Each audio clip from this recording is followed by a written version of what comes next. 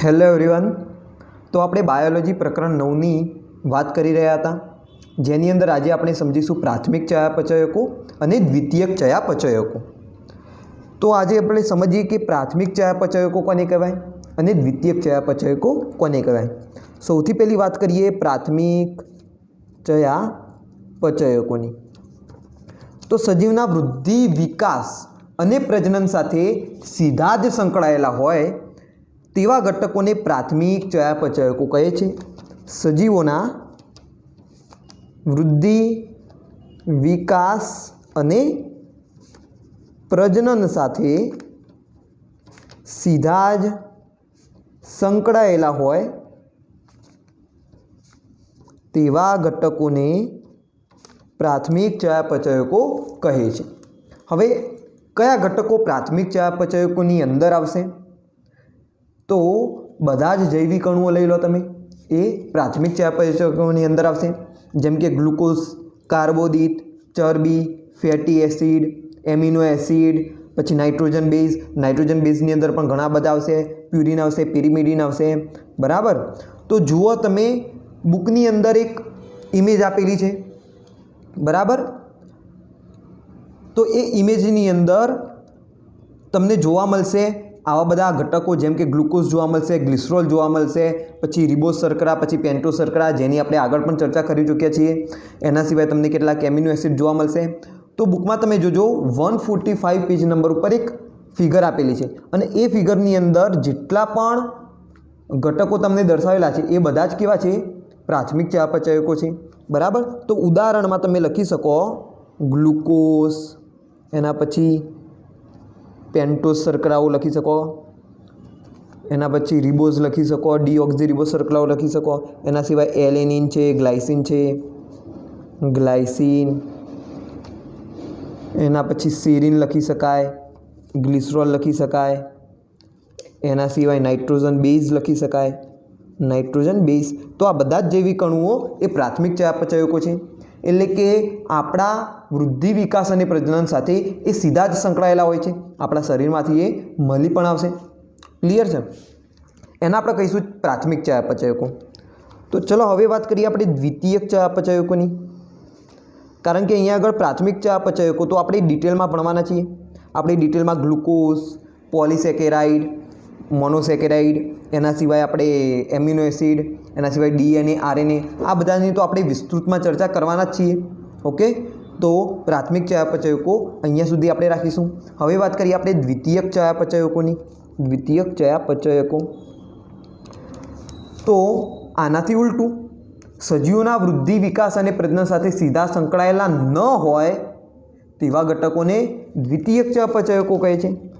સજીવોના વૃદ્ધિ, વિકાસ અને પ્રજનન સાથે સીધા સંકળાયેલા ન હોય તેવા ઘટકોને દ્વિતીયક ચયાપચયકો કહે છે। તો આ સીધા આપણા વૃદ્ધિ, વિકાસ અને પ્રજનન સાથે સંકળાયેલા નથી, એ આડકતરી રીતે આપણી સાથે સંકળાયેલા છે। જેમ કે આપણને કોઈ મદદ કરી દે, જેમ એક્ઝામ્પલ તરીકે આર્થિક રીતે આપણને આ મદદ કરતા હોય, આપણા વૃદ્ધિ અને વિકાસમાં આપણને સીધો ફાળો નહીં આપે, પરંતુ આર્થિક મદદ કરતા હોય એવા જે ઘટકો હોય એમને દ્વિતીયક ચયાપચયકો કહેવાય। જેમ કે કોઈ વનસ્પતિ છે, અથવા તો કોઈ બીજી વસ્તુ છે કે જેને વેચીને આપણે શું કમાવી શકીએ? તો પૈસા કમાવી શકીએ, એવા બધા જ ઘટકો એ કેવા કહેવાય? દ્વિતીયક ચયાપચયકો કહેવાય। જેમ કે આપણે લઈ શકીએ મરી મસાલાઓ, તો મરી મસાલાઓને આપણે શું કરી શકીએ? માર્કેટની અંદર વેચી શકીએ, જેનાથી આપણને આર્થિક મદદ પહોંચશે। તો આ મરી મસાલાને તમે દ્વિતીયક ચયાપચયકો કહી શકો। આના સિવાય જરૂરી નથી કે માત્ર આર્થિક રીતે જ મદદ કરતા હોય, આના સિવાય બીજી ઘણી બધી બાબતોમાં દ્વિતીયક ચયાપચયકો આપણને મદદ કરતા હોઈ શકે છે। તો ચલો એ બધાના જ ઉદાહરણો આપણે આજે લેવાના જ છીએ। એક્ઝામ્પલ તરીકે આપણે લઈ શકીએ રંજક દ્રવ્યો। રંજક દ્રવ્ય, તો રંજક દ્રવ્યનું કામ શું છે? તો રંગ પેદા કરવાનું, જેમ કે કેરોટીનોઇડ્સ જે નારંગી રંગનું હોય, અને નારંગી રંગ માટે જવાબદાર છે આ કેરોટીનોઇડ્સ। રંજક દ્રવ્યોનું આપણે વાત કરી દીધેલી છે, જેની અંદર આપણે કેટલાક રંજક દ્રવ્યો પણ જોયા હતા. એક્ઝામ્પલ તરીકે લઈએ તો કેરોટીનોઇડ્સ, જે કેવું હોય, નારંગી રંગનું હોય.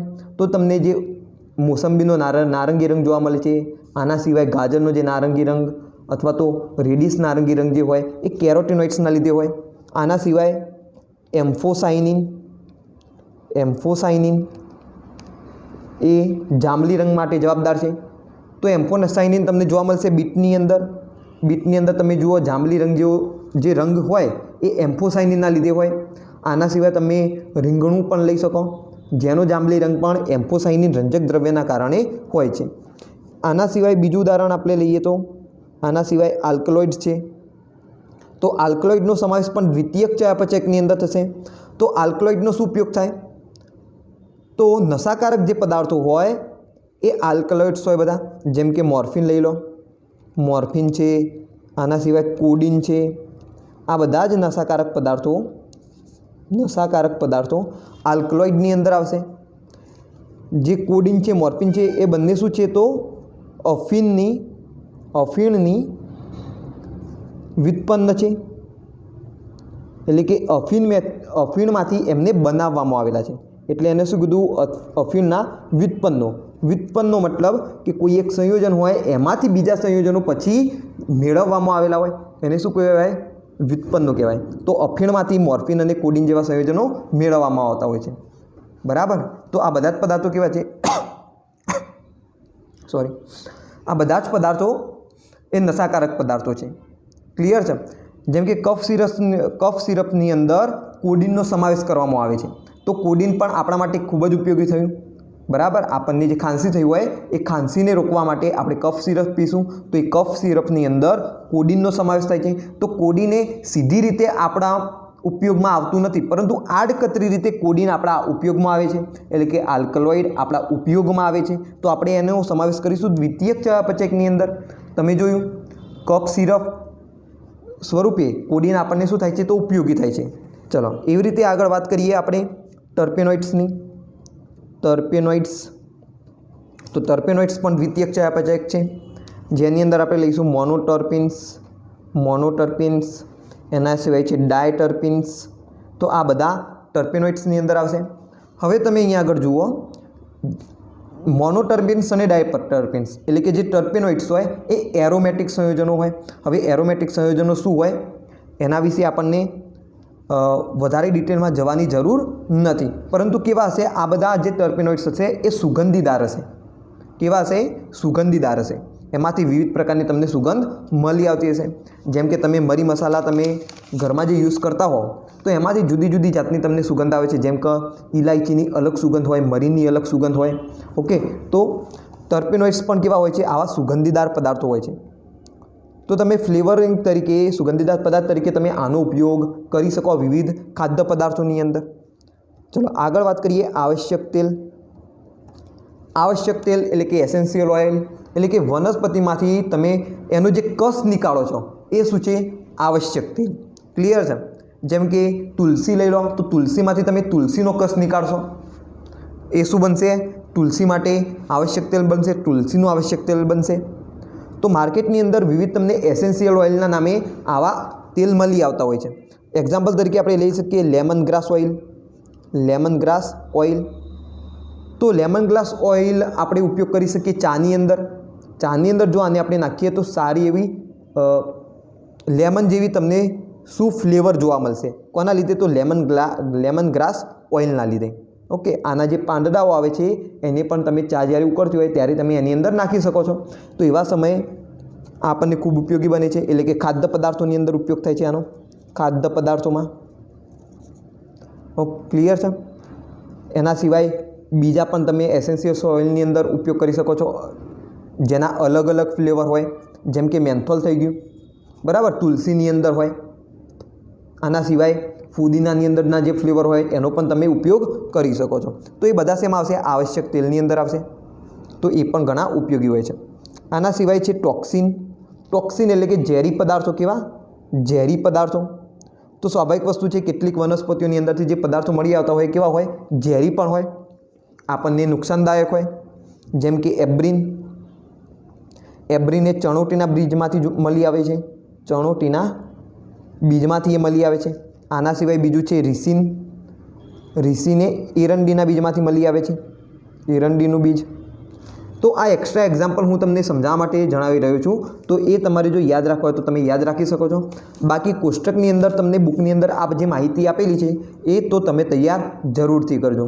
ક્લિયર છે? જેમ કે ટોક્સિનની અંદર એબ્રિન અને રિસિન કોષ્ટકની અંદર તમને લખેલું જોવા મળશે. તો ટોક્સિન એટલે કે ઝેરી પદાર્થો. તો ક્યારેક ક્યારેક એન્ટી વેક્સિન બનાવવા માટે પણ આવા પદાર્થો ઉપયોગમાં આવી જતા હોય છે. ત્યારબાદ આપણે લઈએ લેક્ટિન્સ. લેક્ટિન્સ તો એની અંદર છે કોન, કેન, વેલિન. કોન, કેન, વેલિન એ. તો આ નામ તમે ખાસ યાદ રાખજો. ઓકવર્ડ નામ છે પરંતુ વારંવાર લખીને તમે આ નામને યાદ રાખી દેજો. તો લેક્ટિન્સની અંદર તમે શું યાદ રાખશો? કોન, કેન, વેલિનને યાદ રાખશો. તો કોન, કેન, વેલિન એ કાર્બોદિત અને પ્રોટીનનો સંયુક્ત કાર્બનિક સંયોજન છે. કાર્બન અને પ્રોટીનમાંથી આ એક સંયોજન મળી આવે છે, કોન, કેન, વેલિન એ. શેનું ઉદાહરણ છે? તો લેક્ટિન્સનું ઉદાહરણ છે. આના સિવાય ડ્રગ્સ જેમ કે વિનબ્લાસ્ટિન. વિનબ્લાસ્ટિન તો જે વિનબ્લાસ્ટિન હોય એ કેમોથેરાપીમાં ઉપયોગી છે, કેમોથેરાપીની અંદર. તો હવે જુઓ, કેન્સરની જે સારવાર છે એ એક કેમોથેરાપીના નામે કરવામાં આવતી હોય છે. આ એક પદ્ધતિ છે કેન્સરની સારવારમાં જેનો ઉપયોગ થાય છે. તો એની અંદર વિનબ્લાસ્ટિન નામની ડ્રગ્સ ખૂબ જ ઉપયોગી છે. આના સિવાય છે કર્ક્યુમિન અથવા તો જેને તમે કુર્કુમિન પણ કહી શકો. ઓકે, ક્યારેક એને કર્ક્યુમિન પણ કહેવાતું હોય છે. તો કુર્કુમિન શેમાંથી મળી આવે? હળદરમાંથી મળી આવે.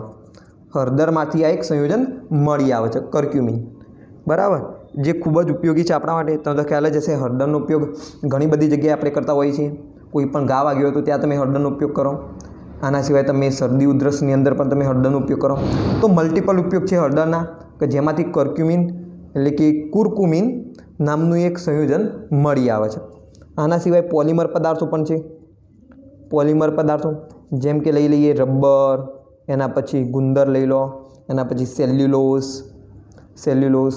તો આ બધાનો પણ ખૂબ જ ઉપયોગ થાય છે. બરાબર, રબરનો ઉપયોગ આપણે ડાયરેક્ટ પણ કરી શકીએ છીએ. આના સિવાય રબર ઉપર આપણે વિવિધ રાસાયણિક પ્રક્રિયાઓ કરીને સંશ્લેષિત રબર પણ બનાવી શકીએ. તો એનો પણ આપણો વ્યવહારુ જીવનમાં ઘણા બધા ઉપયોગો કરતા હોઈએ છીએ. એવી રીતે ગુંદર છે, સેલ્યુલોસ છે, એનો પણ ઉપયોગ થતો રહેતો હોય છે. બરાબર, આના સિવાય રબર છે, પછી ઔષધ છે, પછી મસાલા છે, પછી પરફ્યુમ હોય કે પછી રંજક દ્રવ્ય હોય, આપણે એનો ઘણીવાર ઉપયોગ કરતા હોઈએ છીએ. સુગંધીદાર પદાર્થો હોય તો એનો આપણે પરફ્યુમની અંદર ઉપયોગ કરતા હોઈએ છીએ. આના સિવાય આર્થિક રીતે પણ દ્વિતીયક ચયાપચયકો અગત્યતા ધરાવે છે.